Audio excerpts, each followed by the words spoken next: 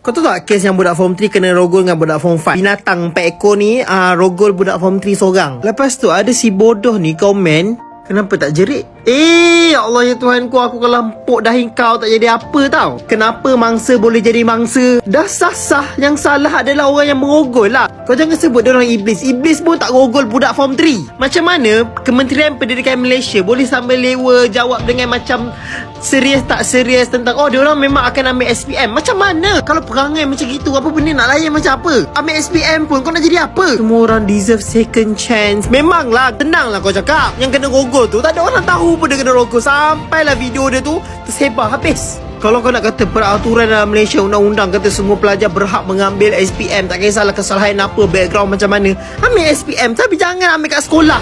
Pergi masuk juvana ke, pergi masuk jail ke, pergi masuk awet lokap ke, aku tak tahulah. Budak-budak sekolah sekarang makin lama makin menjadi macam babi dah aku tengok. Kau mentang-mentang lah rasa undang-undang tak tertakluk dekat kau sebab kau bawah 17 tahun kan? Itu sebab ada kes bully macam adik Zara. Itu yang viral, yang tak viral.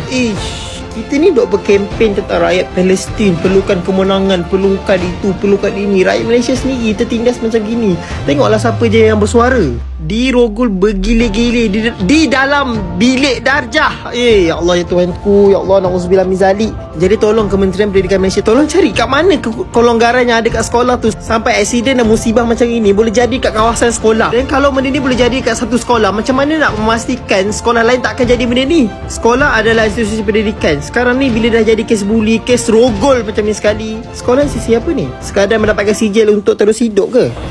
Dah tak jadi tempat mulia ambil ilmu dah. Hukum perogol-perogol dan pesalah-pesalah bully tu dengan sekeras-keras hukuman.